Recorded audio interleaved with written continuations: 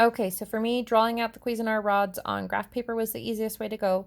So starting with 1A, 3/4 plus 1/3, my ultimate answer was 1 and 1/12. So I started by drawing out the 3/4 using red to represent threes and blue to represent fours, and then green to represent ones, and once again 3 to represent reds. So I've got 3 over 4 and 1 over 3.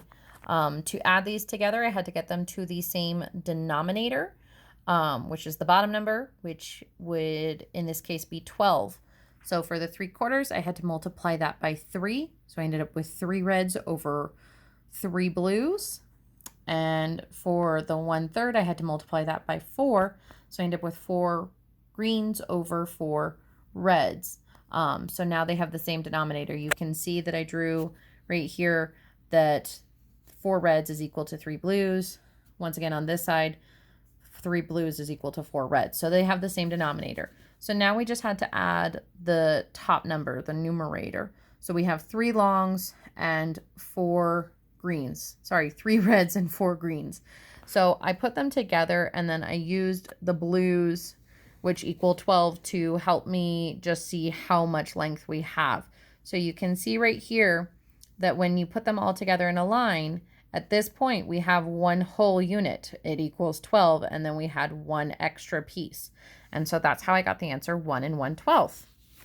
And then I kind of went out of order on these because it was a little easier for me to do this one. So then I did problem C, which was 3/4 minus 1/3. And my answer for that was 1/12. So kind of a similar method. I drew out my 3/4 and my 1/3. I still had to bring them to the same denominator, which was the 12th. And so I multiplied 3/4 by 3, and then I multiplied 1/3 by 4 so that I had the same denominator. Then I put them on top of each other. So I put my 3/4 right here, and then we're taking away 4/12 right here, which is equal to 1/3. So I drew them on top so I can kind of see the representation.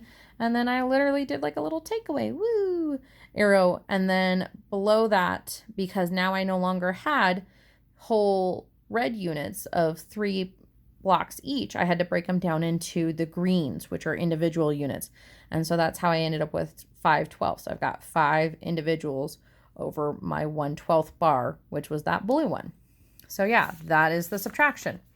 Then into division, I went 1B, which was 5/6 divided by 1/2 equals 1 and 2/3 was the answer that I got. So the first thing I did is I have to define what my colors are and what the different blocks represent. So black blocks equals 1 whole unit, a purple was a half, green was a third, red a quarter, blue 1/6, orange 1/10, and pink 1/12.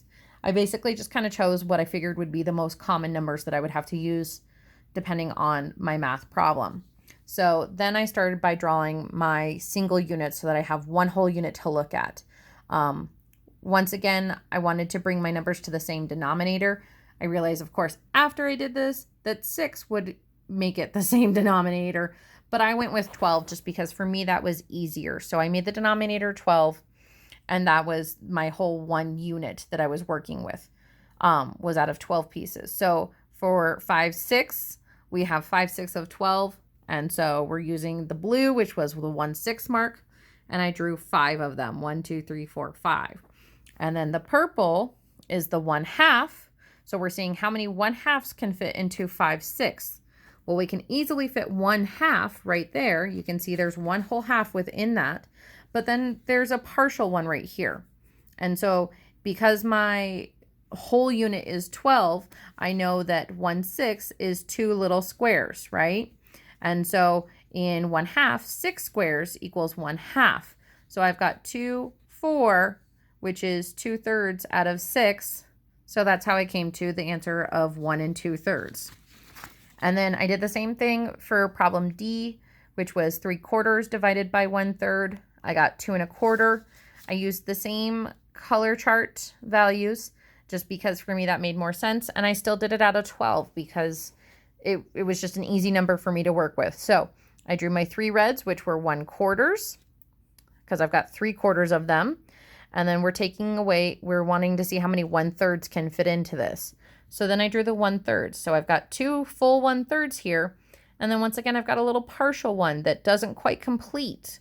And out of that 1/3, I've got one little block that fits into the 3/4 still.